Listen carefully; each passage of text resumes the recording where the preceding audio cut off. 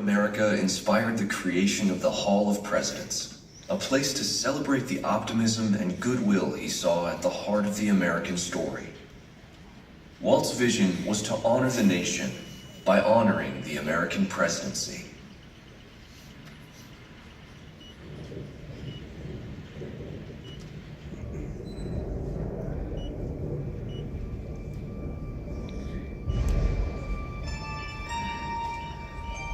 It is 1783, and the smoke is clearing in the wake of the Revolutionary War.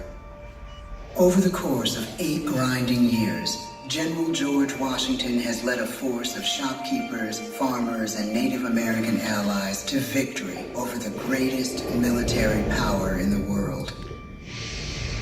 A new nation has been born, independent and free. The founders must form a national government.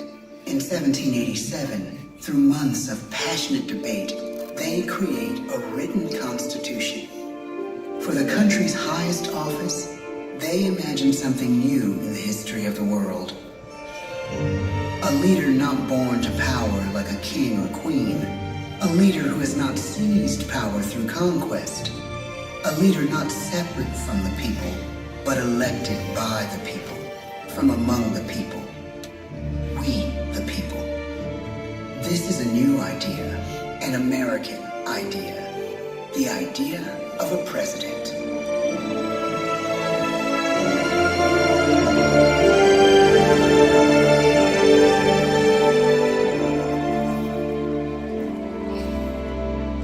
The people don't know exactly what a president will be, but there is little doubt who it will be.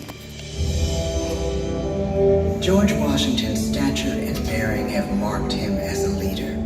His integrity has made him a great one. Washington knows that many generals who have led successful revolutions make themselves dictators or kings.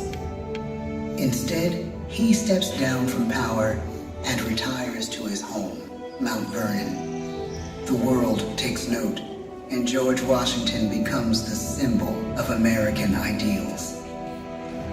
In the first presidential election, it's Washington by a landslide. The only doubt seems to be his own. He writes, "Integrity and firmness is all I can promise. Integrity and firmness is exactly what we need." Everything he does as president will set a model for his successors. His final act may be the most important of all. After 2 terms, with no term limit in the Constitution and amid overwhelming support to stay in office, he steps down once again and hands power back to the people. He wants us to speak, to elect a new president. During the early years of the Republic, we choose leaders as different as Thomas Jefferson, John Adams, and Andrew Jackson. Elections are often bitter. Each president stands at that fiery intersection where personal character meets the challenges of the times. Some call the presidency a glorious burden. Jefferson calls it a splendid misery. We, the people, must choose well. We elect 15 presidents before the course of history brings us to the edge of a crisis like no other. A nation born of freedom still permits slavery. As the country pushes west, will new states be slave or free? The question produces bitter conflict. The issue rocks the election of 1860 and brings Abraham Lincoln onto the national stage. Tall, lanky, some say uncouth candidate from Illinois is a master of words at a time when speeches are printed in full for people to read. A house divided against itself cannot stand, he has said. With Lincoln's election, the House does indeed divide. Civil War. 11 states secede from the Union. The war becomes a defining passage in the American story. president's own inner strength and depth of character changed the course of history. Lincoln had come up the hard way, on the American frontier, desperately poor, with less than a year of formal schooling. His early years were scarred by tragedy, the death of his mother, his sister, his first love. He struggles with depression, but never loses his determination to rise above it. He once said he's driven by a desire to leave the world a little better place for having lived in it. The war rages. Lincoln fights to preserve the Union and end slavery. Neither is a sure thing. At Gettysburg, Pennsylvania, 6 months after one of the bloodiest battles of the war, the president dedicates a cemetery to the thousands of soldiers who died there, in words we can never forget.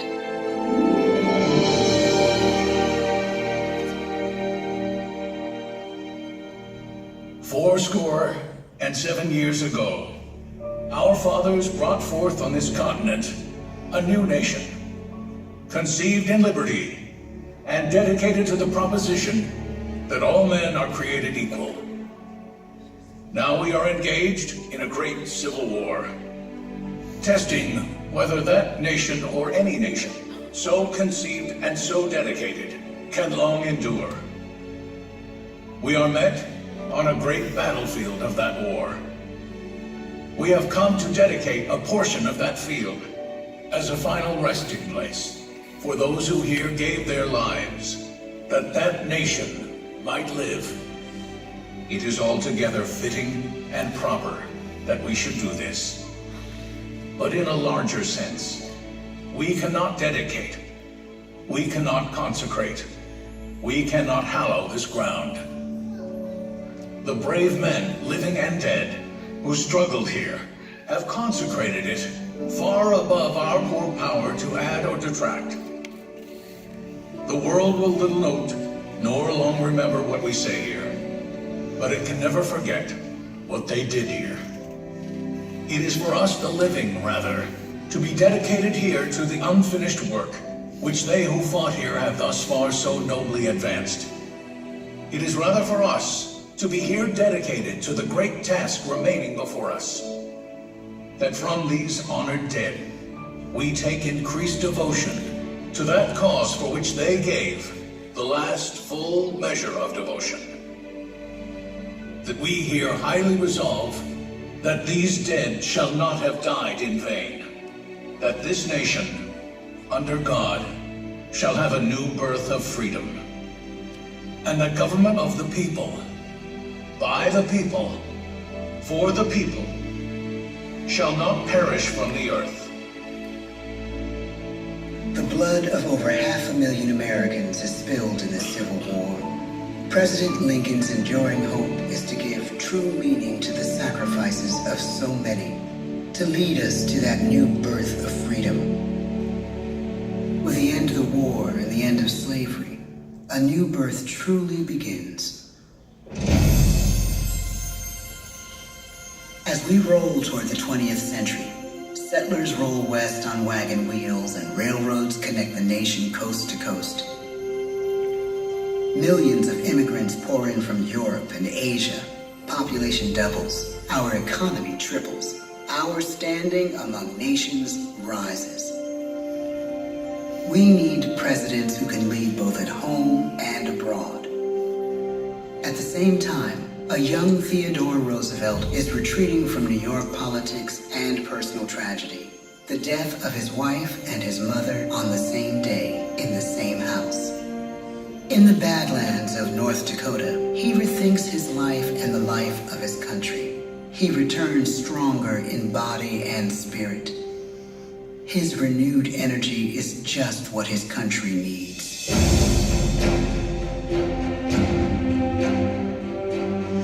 American industry is booming, but social tensions are rising. A progressive movement is bubbling up, pushing for change, and change is needed in the working and living conditions in cities.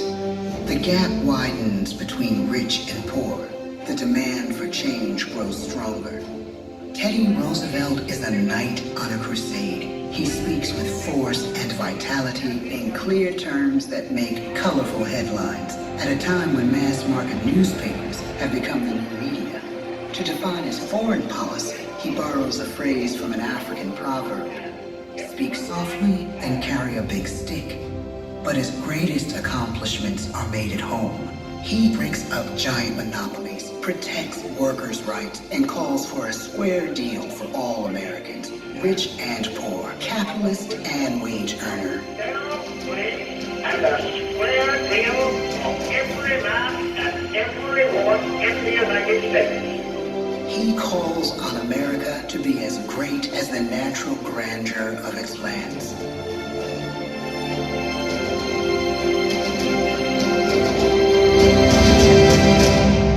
Keep your eyes on the stars and your feet on the ground, he tells us. And we do.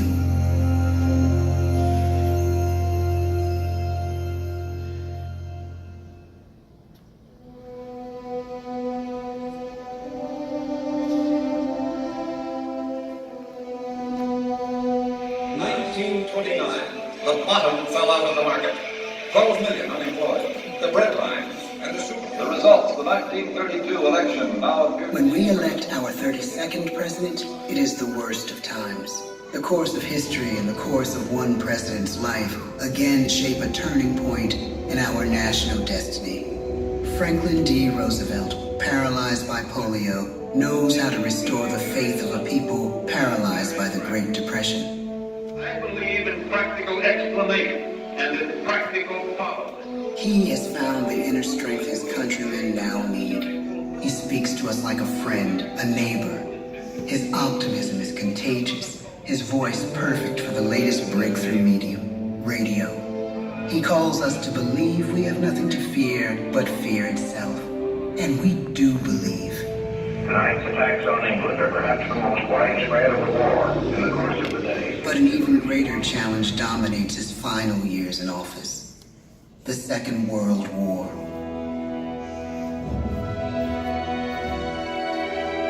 We must be the great arsenal of democracy. This is an emergency as serious as war itself.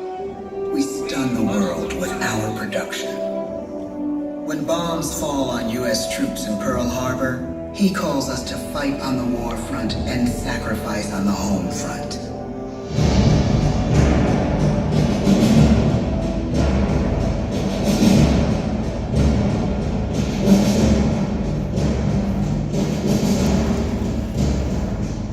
The harder the sacrifice, the more glorious the triumph. So spoke America in the year 1776. So speak Americans today. The world changes. The country changes. And yet, in one sense, what we need most from our presidents has never changed. A guiding vision that calls forth the best that America can be. Will outer space be developed for the benefit of all mankind?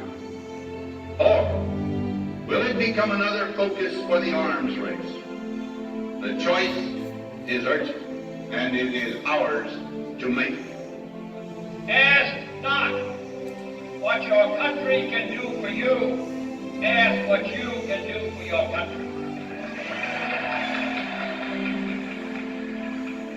But really, it's all of us who must overcome the crippling legacy of bigotry and injustice. And we shall overcome. One of the agreements that President Sadat and Prime Minister Begin are signing tonight is entitled A Framework for Peace in the Middle East. Mr. Gorbachev, tear down this wall. You have lost too much, but you have certainly not lost America. I can hear you. The rest of the world hears you. Loving this country requires the willingness to speak out for what is to shake up the status quo. That's America. Our presidency is no longer just an idea. It is an idea with a proud history. Ladies and gentlemen, the presidents of the United States of America.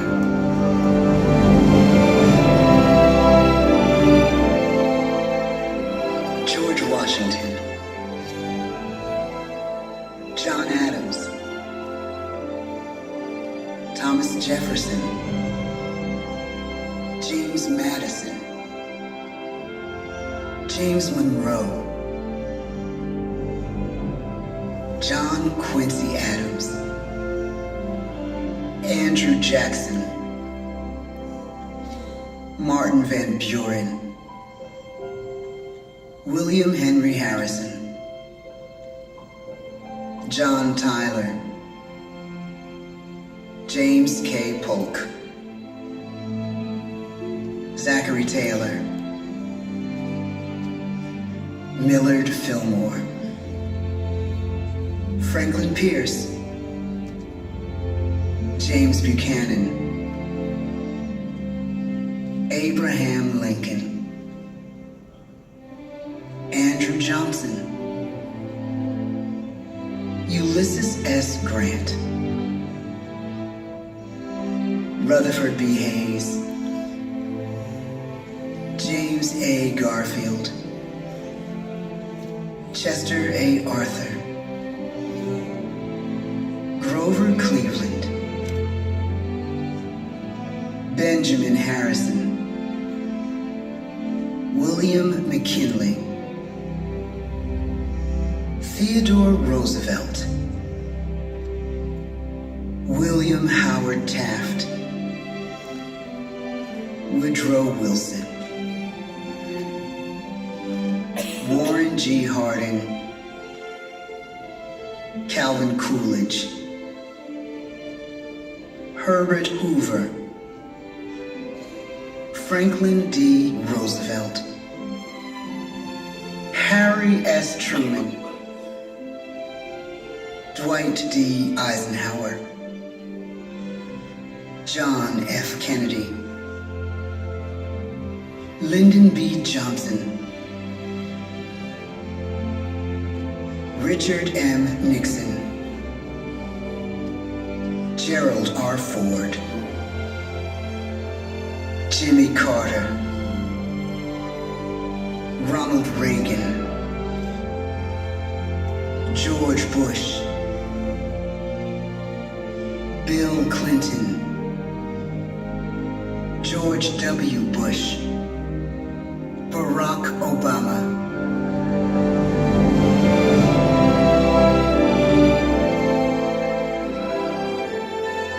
And now we come to the present. Once again, we place our trust in the idea of a president, as we have from the beginning. My fellow citizens, no event could have filled me with greater anxieties than that notification on the 14th day of April, 1789, that you had selected me to lead our nation.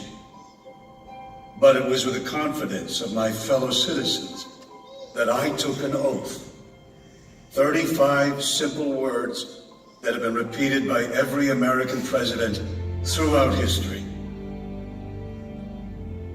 I, Donald John Trump, do solemnly swear that I will faithfully execute the office of President of the United States and will, to the best of my ability, preserve, protect, and defend the Constitution of the United States. So help me God. From the beginning, America has been a nation defined by its people. At our founding, it was the American people who rose up to defend our freedoms and win our independence.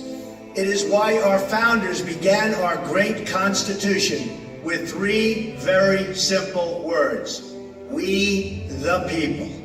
Since that moment, each generation of Americans has taken its place in the defense of our freedom, our flag, and our nation under God. These are the achievements of the American spirit. The spirit of a people who fought and died to bring the blessings of liberty to all our people. Above all, to be American is to be an optimist, to believe that we can always do better, and that the best days of our great nation are still ahead of us. It's a privilege to serve as the President of the United States, to stand here among so many great leaders of our past, and to work on behalf of the American people. The presidency of the United States is a role unique in the world, an office entrusted to each president by us, we the people. Therein lies the genius of that new idea, now over 200 years old. A new idea our presidents have turned into a great American idea again and again.